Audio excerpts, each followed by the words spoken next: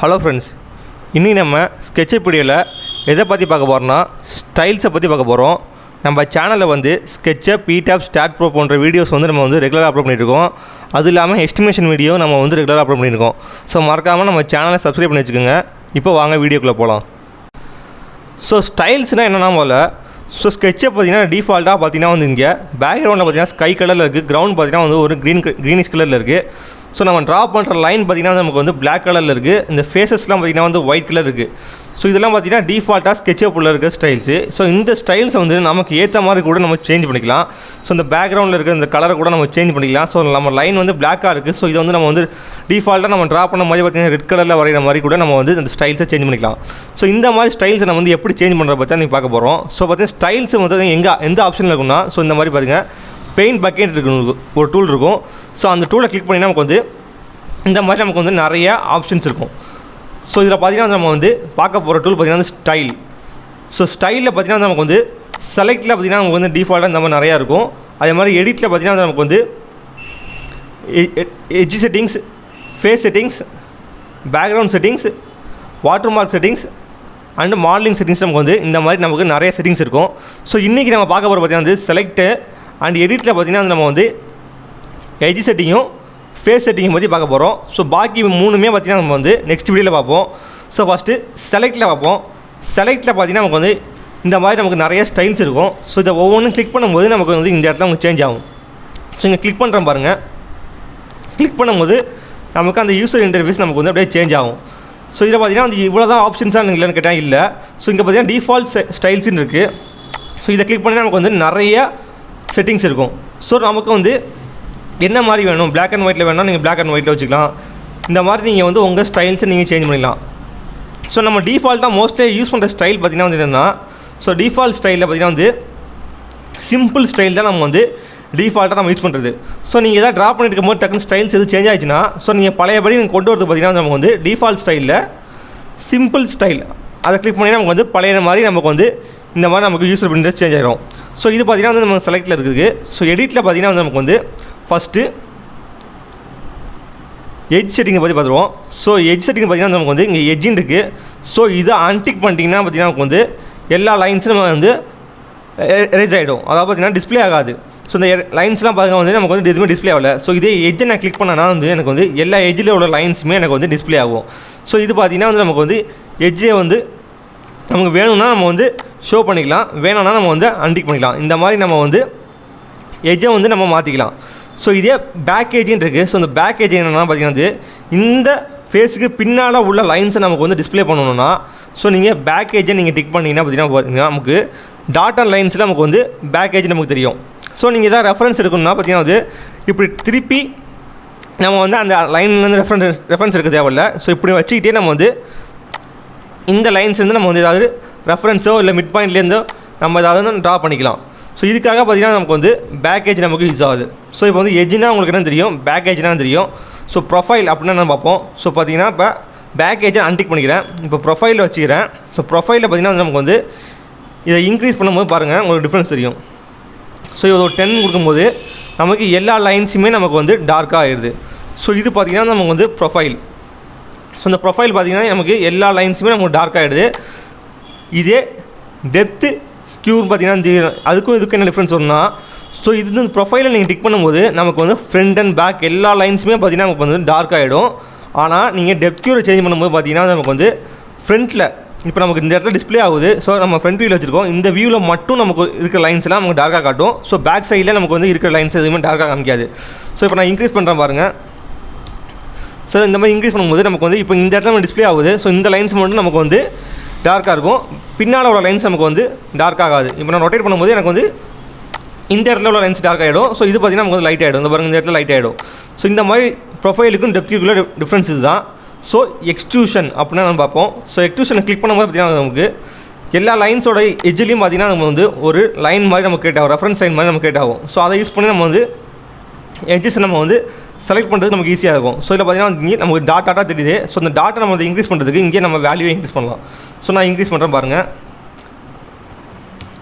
So increase பண்ணும்போது நமக்கு வந்து எல்லா ஏஜ்லேயும் நமக்கு வந்து ஒரு ரெஃபரன்ஸ் லைன் மாதிரி கிரியேட் ஆகுது. ஸோ இதை யூஸ் பண்ணி நம்ம வந்து ஈஸியாக நம்ம வந்து எங்கே இருந்தாலும் நம்ம வந்து ரெஃபரன்ஸ் எடுத்துக்கலாம்.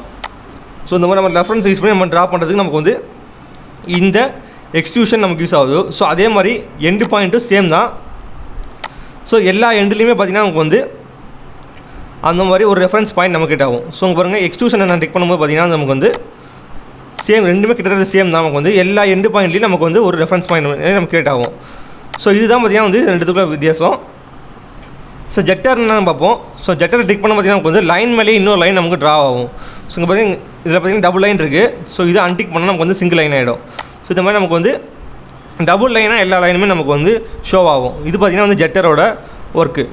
ஸோ இதில் வந்து இப்போ நமக்கு லைன் பார்த்திங்கன்னா நமக்கு வந்து பிளாக் கலரில் இருக்குது. ஸோ இந்த லைன் கலர் எப்படி மாற்றணும் பார்ப்போம்.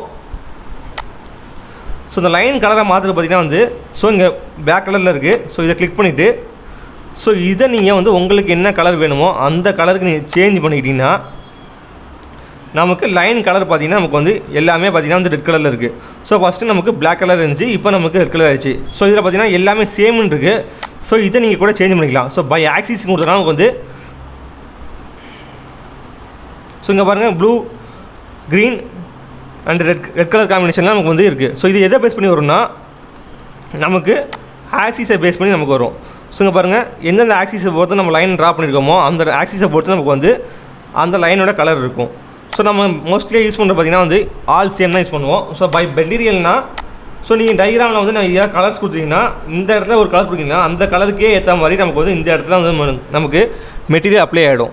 ஸோ அது பார்த்திங்கன்னா பை மெட்டீரியல் நம்ம வந்து ஆல் சேம்னே கொடுத்துப்போம். ஸோ பழையபடி நம்ம வந்து பிளாக் கலர்லேயே வச்சுப்போம். ஸோ இந்த மாதிரி நம்ம வந்து சேஞ்ச் பண்ணிக்கலாம் லைன் கலரை. ஸோ இதுவே பார்த்திங்கன்னா வந்து இப்போ எட்ஜ் செட்டிங் பார்த்துட்டோம். இப்போ ஃபேஸ் செட்டிங்ஸை பற்றி பார்ப்போம். ஸோ ஃபேஸ் செட்டிங்ஸ் பார்த்திங்கன்னா நமக்கு வந்து front colour back colour 2 colour இருக்குது. ஸோ அது என்னென்னா வந்து நமக்கு வந்து எப்போவுமே ஸ்கெட்சப்பில் ட்ரா பண்ணும்போது நம்ம வந்து ஒயிட் கலரில் நமக்கு ட்ரா ஆகும். ஸோ இதுக்கு இந்த சைடில் உள்ள ஃபேஸ் பார்த்திங்கன்னா வந்து அதாவது ஆப்போசிட் சைடில் உள்ள ஃபேஸ் பார்த்திங்கன்னா நமக்கு வந்து எந்த கலரில் இருக்கும்னா நமக்கு வந்து கிரே கலரில் இருக்கும். ஸோ இப்போ பாருங்கள் இது வந்து நமக்கு வந்து ஒயிட் கலரில் இருக்குது. ஸோ இதை வந்து நான் கிளிக் பண்ணிவிட்டு ரிவர்ஸ் ஃபேஸ்ன்னு கொடுத்தோன்னா எனக்கு வந்து அது கிரே கலரில் இருக்கும். ஸோ இது டிஃபால்ட்டாக நம்ம வந்து ஸ்கெட்சப்பில் இருக்குது. ஸோ இந்த கலரை வந்து நமக்கு பிடிச்ச கலராக மாற்றுறதுக்கு தான் ஸோ இந்த வந்து ஃபேஸ் செட்டிங்ஸ் டூல். ஸோ இதில் பார்த்திங்கன்னா நமக்கு வந்து டிஃபால்ட்டாக ஃபஸ்ட்டு நம்ம வரையும் போது ஃப்ரண்ட் கலர் பார்த்திங்கன்னா ஒயிட் கலரில் இருக்குது. ஸோ அதை நமக்கு வந்து என்ன கலர் வேணாலும் நம்ம வந்து சேஞ்ச் பண்ணிக்கலாம். ஸோ எல்லோ கலர் சேஞ்ச் பண்ணால் நமக்கு வந்து எல்லோவாக இருக்கும்.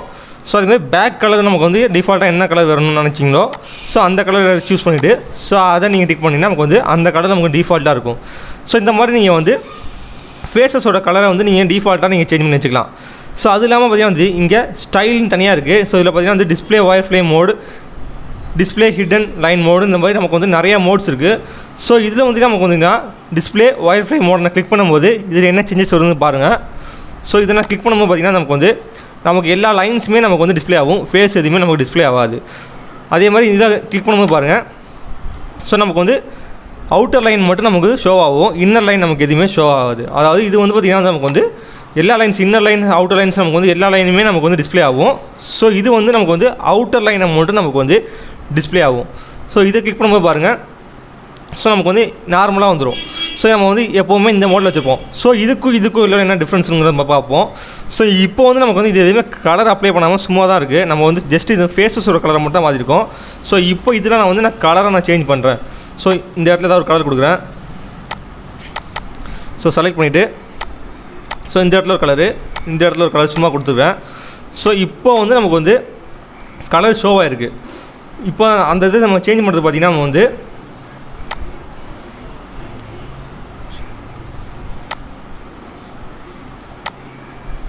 ஸோ அதே எடிட்டில் போயிட்டு ஃபேஸ் செட்டிங்ஸில் இந்த ரெண்டுத்துக்குள்ள என்ன டிஃப்ரென்ஸ்னால் ஸோ இதை நான் கிளிக் பண்ணும்போது பார்த்திங்கன்னா நமக்கு வந்து நம்ம அப்ளை பண்ண எந்த கலருமே நமக்கு டிஸ்பிளே ஆகாது. ஸோ இதை கிளிக் பண்ணனா நமக்கு வந்து நம்ம என்னென்ன கலர்ஸ்லாம் கொடுத்துருக்கோமோ அந்த கலர்ஸ் நம்ம டிஸ்பிளே ஆகும். ஸோ இது பார்த்திங்கன்னா வந்து நமக்கு வந்து எந்த கலருமே நமக்கு வந்து டிஸ்பிளே ஆகாது. ஸோ இப்போ எதுக்கு நமக்கு கலராக காமிக்குதுன்னா நம்ம இங்கே சேஞ்ச் பண்ணியிருக்கோம். ஸோ அதனால நமக்கு வந்து காமிக்குது. ஸோ இதை நம்ம டிஃபால்ட்டாக பழையபடி நம்ம வந்து ஒயிட்டில் வச்சுட்டோம்னா நமக்கு வந்து